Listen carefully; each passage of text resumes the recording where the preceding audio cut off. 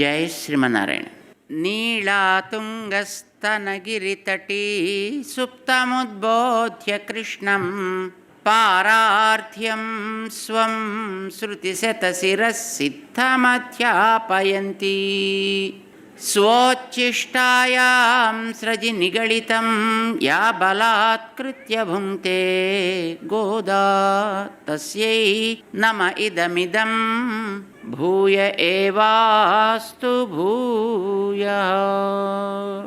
ఈరోజు 27వ పాసురం.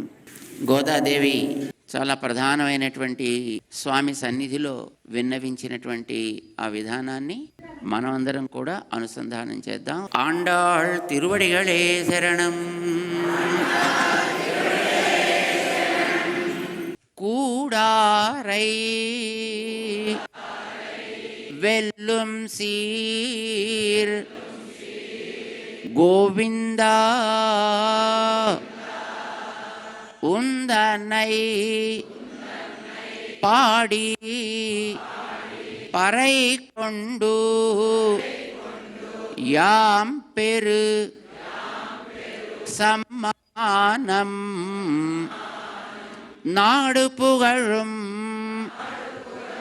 பரிசினால் நன்றாக சூடகமே தோள்வளையே தோடே செவிப்பூவே பாடகமே என்றனையா பல்கலனும் யாமணிவோம்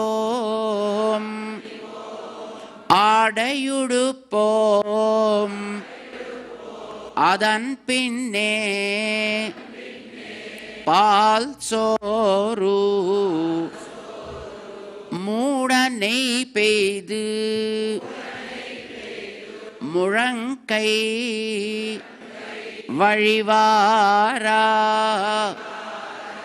கூடியிருந்து குளிர்ந்து ஏலோரெம்பாவாய்.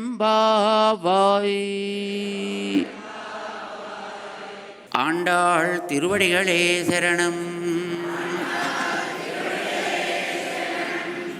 గోదాదేవి ఈ ధనుర్మాస వ్రతాన్ని ఎందుకోసం చేస్తోందో, దీనివల్ల ఏమిటి తాము ఆశిస్తున్నాము అనేదాన్ని శ్రీకృష్ణుడి యొక్క సన్నిధానంలో విన్నవిస్తుందన్నమాట. తమకి ఒక 6 వస్తువులు కావాలని అడుగుతారు.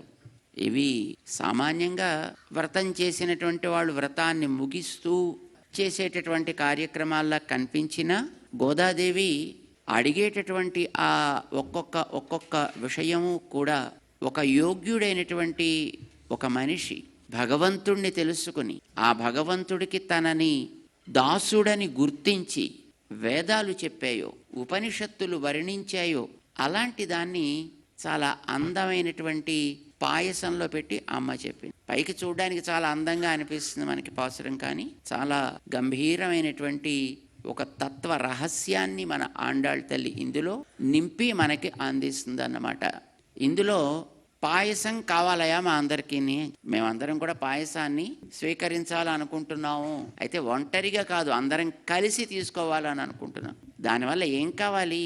మా తాపాలన్నీ తీరాలి, మా మనస్సులన్నీ కూడా చల్లబడాలి, మాకుండేటటువంటి ఈ కర్మ బంధాలన్నీ కూడా తొలగిపోవాలి సుమా. ఇది మన ఆండాళ్ తల్లి కోరుతోంది. ఆండాళ్ తిరువడిగళే శరణం.